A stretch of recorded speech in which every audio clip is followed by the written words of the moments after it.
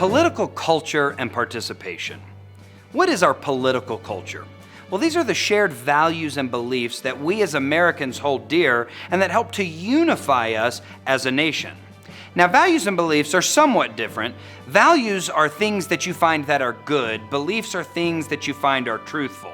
Now, these go hand in hand, but ultimately these set the bedrock for what we want in our country as citizens, what our relationship with our government is supposed to be about.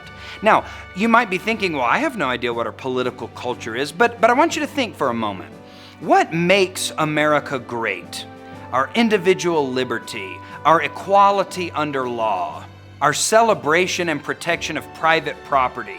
Those kinds of things build on what it means to be free, what it means to be American. There are many reasons why people come from far and wide to live in America. Sure, our economic system may be great, but there are those fundamental values and beliefs that people have that they want to come and be a part of. Now, liberty is the right to act, believe, think, however you want in a manner where the government's not going to tell you how to do this. And I want you to listen to this quote. "Not a good man, but a free man has been the measure of all things in this sweet land of liberty. Not national glory, but individual liberty has been the object of political authority and the test of its worth."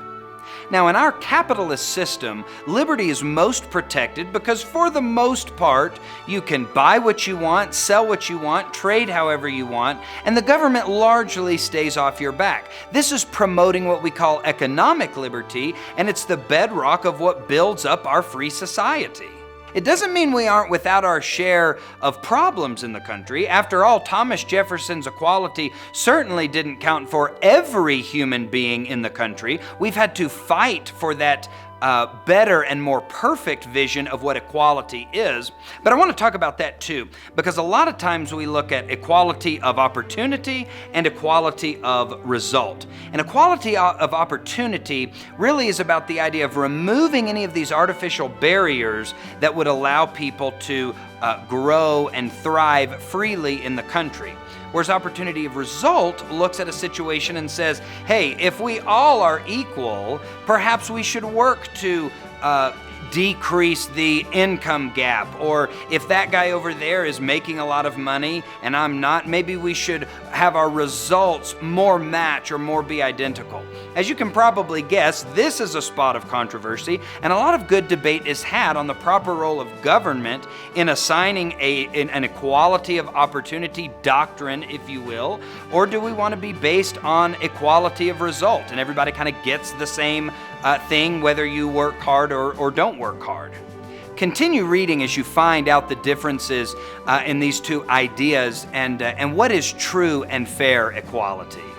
We can find a lot of this out by what we call public opinion, what people say, how they respond to polls. And public opinion is kind of like that snapshot of the population at a given moment about maybe a piece of legislation, maybe an action by the president, maybe a Supreme Court decision, but nonetheless that reflects if we are excited about it, if we agree with it, or if we think that that's not what America is all about and we need to go in a different approach. Ultimately, how people feel about their country with what's going on, this is the result of what we call political socialization. And political socialization just means how you get your ideas on what value, what belief to put on top, or maybe prioritize as 1, 2, and 3 instead of 8, 9, and 10.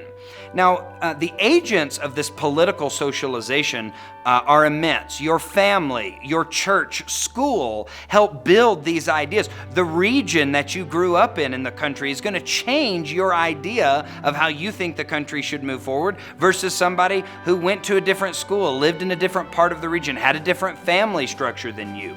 Ultimately, these debates are great to have, and they should be celebrated because if we value liberty and freedom, then we also want to cherish the idea that we can disagree on a whole host of issues, but we can actually talk about it and come to a consensus. So political culture doesn't necessarily mean we always agree.